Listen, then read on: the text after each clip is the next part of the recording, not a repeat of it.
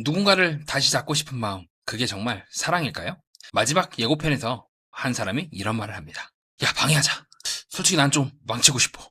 여기서 이상한 건 이 말이 분노에서 튀어나온 게 아니라 아주 차분한 얼굴로 계산하듯이 나왔다는 찝찝한 부분입니다. 상대를 잃을까봐 두려운 사람은 보통 매달립니다. 그런데 왜 승용 씨는 붙잡는 대신에 판을 흔들려고 했을까요? 지금부터 이 질문 하나만 붙잡고 천천히 같이 들어가 보겠습니다. 이 영상은 누가 잘못했는지를 따지는 이야기는 아닙니다. 한 사람의 돌출 발언을 통해서 사랑처럼 보이지만 사실은 자기 자신을 지키려는 행동이 어떻게 관계에 독이 되는지를 살펴보는 이야기입니다. 특히 오늘은 왜 승용의 말이 위험했는지, 그 말이 현지와의 관계를 더 멀어지게 할 가능성이 왜 높은지, 그리고 비슷한 장면이 다른 연애 프로그램에서도 반복되었다는 점까지 아주 쉬운 말로 구체적인 장면 중심으로 풀어보겠습니다. 연애를 해본 적이 있다면, 아니면 한 번이라도 놓치기 싫어서 이상한 선택을 해본 적이 있다면 이 이야기는 어쩌면 남 얘기가 아닐 수도 있습니다. 이 영상에서 제가 계속 쓰는 말이 하나 있습니다. 위험한 선택이라는 표현인데요. 이 영상에서 그 말은 이런 뜻입니다. 당장은 내 마음이 편해질 수 있지만 나중에 반드시 관계를 망가뜨리는 선택. 누군가를 잃을까봐 하는 행동인데 결과적으로는 그 사람을 더 멀어지게 만드는 행동. 그걸 저는 여기서 위험하다고 부르고자 합니다. 그럼 저와 함께 이 이야기를 함께 따라가 보시죠. 자, 우리 승용 아저씨. 환승연의 마지막 부분 예고편에서 폭탄을 딱 하나 던져버리죠. 민경 씨를 끌어당기면서 야, 나는 좀 현지한테 지금 미련이 있어. 그러니까 지금 유식이랑 맹구랑 현지랑 지금 계속 잘 되고 있는데 난 좀 솔직히 좀 거시기 하고 싶다. 망치고 싶기는 해. 야, 그럼 같이 방해하는 게 어떨까라고 의견을 이제 승용 씨가 민경 씨에게 이제 제공해주고 있는 입장인데요. 자, 이거는 굉장히 리스크 있는 선택입니다. 자, 왜 그러냐면요. 우리 센 언니가 승용 씨의 마음에 따라갈 생각이 있을까요? 그거를 체크를 해야 돼요. 만약에 민경 씨가 그런 제안을 거부를 했다 했을 경우 체크해야 될 게 뭐냐면 이제 같은 입장인가, 두 번째로 이거를 현지나 맹구한테 얘기를 안 한다는 보장이 있는가 체크를 해야 돼요. 지금 승용 씨가 너무 조급한 거죠. 제가 처음에 승용 씨가 처음에 등장했던 12화 때부터 그는 안전하면서도 위험한 사람이다라고 봤던 그렇게 처음으로 리뷰 하시는 분들 중에서는 제가 거의 처음으로 얘기를 한 것 같은데, 그리고 저 외에는 없는 것 같은데 실제로도 승용 씨의 마인드가 이해는 가면서도 다시 한번 현재랑 잘 되고 싶다는 그 마음 때문에 이런 말을 했다는 걸 이해를 가면서도 그는 여러모로 위험한 발언을 하고 있습니다. 그 위험한 것 중에 하나가 뭐냐면 지금 전혀 맥락을 고려하지 않고 있다는 거죠. 첫 번째로 민경이 그 생각대로 따라간다는 보장이 없어요.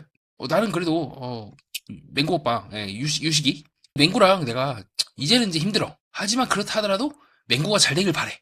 그래도 내가 한때 오랫동안 연애했던 사람으로서, 내가 한때 사랑했던 사람으로서 이런 식으로 이제 빠개버리는 것이 아니라 원만하게 두 사람이 잘 되었으면 좋겠어 라고 하는 입장이라고 한다면, 이거를 승용이가 그렇게 얘기했대라고 하면서 현지한테, 우리 센언니 오브 센언니인 왕언니인 현지한테 얘기를 안 한다는 보장이 없는 거죠. 물론 현지 입장에서는 어쨌든 최대한 이별을 무의식적으로 거부한다고 저는 해석을 하는 분이기 때문에 싫어하진 않겠지. 근데 한바탕 이제 난리가 나겠죠. 그럼 이제 17화에서 18화 정도에서 이제 한따까리 하는 장면이 나오게 되고, 환승이랑 후가 연장이 돼서 두 사람이 승용 씨와 현지 씨 그리고 유식 씨가 싸우는 장면이 핫함으로 또 24화까지 연장하겠습니다. 이제 그렇게 흘러갈 수가 있겠죠. 그렇게 이 부분이 저는 승용 씨가 너무 지금 맥락을 잘못 파악할 수 있어요. 그러니까 너무 늦게 와서 이 민경이랑 현지가 어떤 관계인지, 민경이랑 유식이가 어떤 관계인지를 너무 짧게 파악했다는 단점이 있는 게 아닌가 싶고요. 그게 제가 첫 번째로 든 생각이고요. 두 번째로 든 생각은 이 발언 자체의 위험성인 겁니다. 여러분 생각을 해보세요. 좋아요. 왜 그렇게 얘기했는지 알 것 같아. 그럼 자기한테 현지랑 맹구가 이제 잘 안 될 수가 있겠죠. 예를 들어서 방해를 했든 뭐든 간에 흔들어가지고 이 맹구가 갑자기 유식님이 나 갑자기 민경한테 갈래 뭐 그럴 수도 있겠죠. 그렇게 했다 해서 이제 두 사람이 또 다시 맺어지게 되고 현지가 이제 낙동강 오리야 된다 해봅시다. 그런다고 해서 이 사람이랑 잘 된다는 보장이 없는 거예요. 그 마음은 너무도 이해가 돼요. 내가 한때 사랑했던 사람이고 한때 연애했던 사람이고 잘 되고 싶어. 그 마음도 부정 못하겠어. 충분히 그렇게 생각할 수 있을 것 같아요. 그냥 저도 한때 비슷한 마음을 가졌던 사람으로서 그렇게 해서라도 되돌리고 싶다는 그 마음은 그 누구보다도 이해가 됩니다. 하지만 그런 마음이 든다는 것과 실제로 그것을 옮기겠다는 것은 저는 다른 차원인 것 같아요. 이게 이미 기록이 남는 거예요. 지금처럼 방송이 봐서도 그렇고 방송이 안 나온다 하더라도 저도 이제는 이런 일들이 일어났다는 것을 알 수 있는 한 명이 추가가 된 겁니다. 그러면 여러분 생각을 해보세요. 여러분이 현재의 입장이야. 혹은 민경의 입장이야. 왕언니의 입장이거나 우리 센언니의 입장이라 해봅시다. 내가 다시 승용과 다시 시작할 수 있을까요? 설령 승용 씨한테 이제 따져가지고 왜 그런 말 했어? 라고 한다는 건 별개로 치더라도 그 설명을 들어도 여전히 나는 내가 이런 사람과 시작을 할 수 있을까? 라고 머릿속에 물음표가 한 500개는 뜨지 않을까요? 이런 방법으로 다시 나는 잘 되고 싶다고? 라고 생각을 하지 않을까요? 재회든 아니면 새로 시작하든 환승이든 무엇이든 간에 다시 한번 재회를 하든 맺어지는 그 과정이 깔끔하지 않으면 반드시 탈이 나게 되어 있습니다.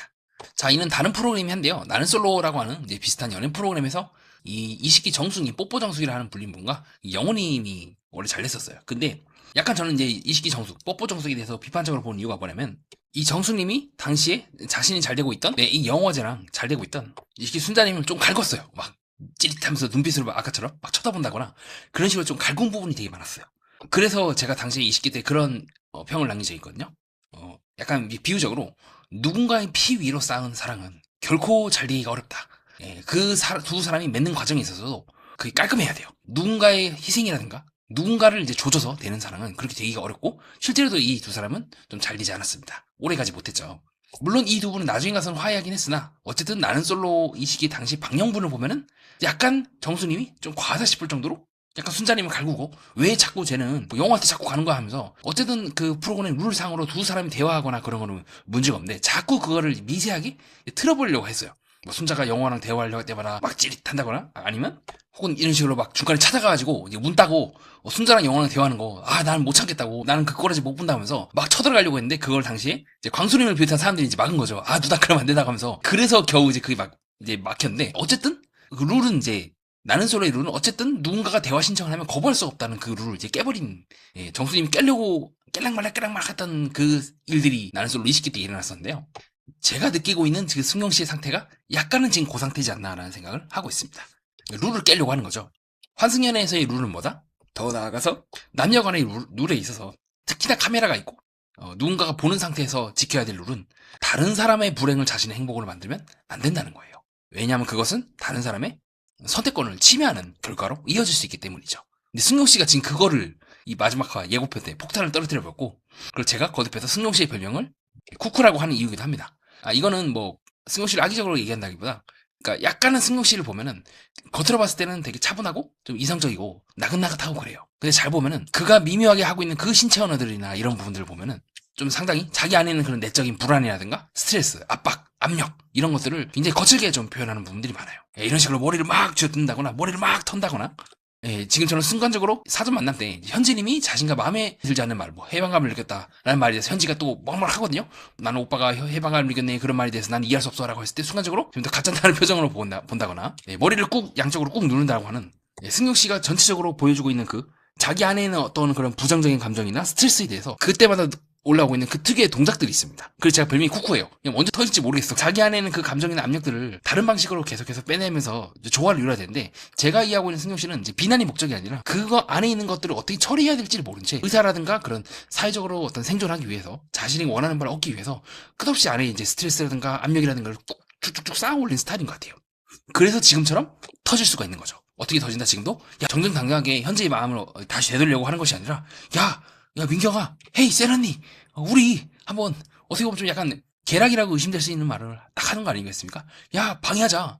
쟤들 사이 꼴 보기 싫어. 약간 그런 식의 느낌으로 야 갈라 콜 이러고 그래서 제가 처음에 승용 씨에 대해서 리뷰를 했을 때 13와트랑 14와트 요 부분 승용에 대해서 뭔가 좀 쎄한 부분이 있다라고 말씀드렸던 이유이기도 합니다. 그렇게 저는 이제 그런 생각이 들어요. 그러니까 승용 씨가 그럼 왜 이렇게 생각을 했냐? 현재님을 잡고 싶은 마음도 크겠죠. 그것도 크겠지만 한편으로는 내가 원치 않는 상황이 눈앞에서 벌어지는 것을 조금은 납득하지 못하는 느낌도 많이 듭니다. 이거는 사실 다른 출연자들도 다 비슷비슷하게 얘기긴 해요. 민경 씨도 그렇고 뭐 지연님, 우진님도 그렇고 내가 이제 잘 되고 싶어하는, 제외하고 싶어하는 그 상대방이 내가 아닌 다른 사람에게 집중을 했을 때 굉장히 괴로워하고 어쩔 줄 몰라 하잖아요. 그거는 맞지만 그냥 괴로워한다는 것과 우리 마이클 잭슨 좀 닮았던 이 마이클처럼 우진 씨처럼 그냥 괴로워하는 것과 승용 씨처럼 그 사이를 적극적으로 내가 개입하겠다는 거는 느낌이 많이 다르죠. 그래서 저는 궁극적으로 승용 씨가 저렇게 행동하는 이유는 진심으로 현지를 좋아하고 아끼고 그녀의 행복을 백현 씨처럼 바라다기보다는 승용 씨는 그러한 방법을 통해서 현지보다 자기 자신을 더 사랑했다고 하는 그런 관점으로 저는 더 느꼈던 것 같아요. 그러니까 좀 비판적으로 저는 계속해서 보고 있기도 해요. 그 발언이 좀 충격적이기도 했고, 즉 어떻게 보면 승용 씨는 무의식적으로 이 백현 씨가 수행했던 애도의 과정이 아닌 현지와 내가 이별한다는 사실 자체를 받아들일 수 없어하고 내 인생에는 그런 일이 일어나면 안 된다고 하는 약간 좀 고집적인 생각으로 그렇게 폭탄 발언을 한 게 아닐까 싶기도 하고요. 무엇보다 이거는 잘 될 수가 없어요. 아까도 그 나는 솔로라고 하는 다른 프로그램에서 소개해드린 사례처럼 잘 되기가 정말 힘듭니다. 저는 가능성이 이제 극도로 낮다고 보고 있기도 하고요. 알면서도 승용 씨도 그렇게 진행을 한 걸 거예요. 유식과 현지가 잘 되는 거 안 되는 거랑 자신과는 사실 관계가 없거든요. 제가 이해하고 있는 현지라면 승용 씨에게 돌아가기보다는 백현 씨에게 돌아가거나 아니면 또 다른 새로운 인물을 찾았지 그것이 승용 씨라는 보장이 없는 거죠. 그래서 승용 씨가 씨랑 얘기를 할 때 현지 씨가 이제 그렇게 말씀하시죠. 과할 정도로 내가 상처를 많이 입은 것 같다. 그 순간 현재의 표정이 카메라를 딱 본다고 한다거나 혹은 표정이 굉장히 굳어집니다. 그러니까 이미 이거는 그러니까 현지와 승용의 관계가 이미 여기서부터 빠그러진 거예요. 이거는 백현이라든가 유식이 새로 등장을 해서 현지가 원래 나는 승용 오빠랑 다 잘 된 생각이 있었는데가 아니라 이거는 그 자체만으로도 두 사람의 관계 그것만 놓고 보더라도 현지의 표정이나 느낌만 봤을 때 상처를 굉장히 많이 받았다 등으로 보할 때 현지가 도저히 나는 승용 오빠랑 나는 갈 수 없다는 판단을 연애를 하면서 느꼈을 것 같아요. 이거를 되돌이키는 저는 어렵다고 생각을 합니다. 비록 현지가 그래도 오빠가 많이 노력을 하는구나 라고 하고 있지만 그러나 조금 승용 씨한테는 미안한 얘기지만 그 노력이 일시적인지 아니면 정말로 그 사람이 근원부터 바뀌었는지는 체크를 해봐야 돼요. 저는 이제 근원부터 바뀌지 않았다고 보는 지점이 민경 씨에게 그 예고편 때 얘기했던 그 모습이 아직은 승용 씨가 진심으로 현지 씨를 위해서 자기 자신을 포기하기보다 현지 씨를 얻기 위해서 포기한 척만 하고 있는 것은 아닐까 조금 비판적으로 보는 지점이기도 합니다. 그리고 아까 보여드렸던 그 승용 씨의 신체 언어들처럼 승용 씨는 순간적으로 인상을 탁 찌푸린다거나 혹은 카메라를 딱 봐주는 모습을 보이고 있는데 사실 그렇게 이게 좋은 게 아니에요. 카메라를 보는 거는 저도 저기서도 이제 의식이 될 것 같아요. 왜냐면 제 이런 모습들이 방송에 나가는 거니까 의식이 되는데 이렇게 특정한 순간에 결정적인 순간에 카메라를 본다는 거는 약간 몰입에 대해서 좀 의구심을 갖게 하죠. 정말 이 사람이 몰입하고 있는 건가라고 하는 의심을 하는 저는 어떤 상황적인 신체 언어적인 증거라고 보고 있기도 합니다.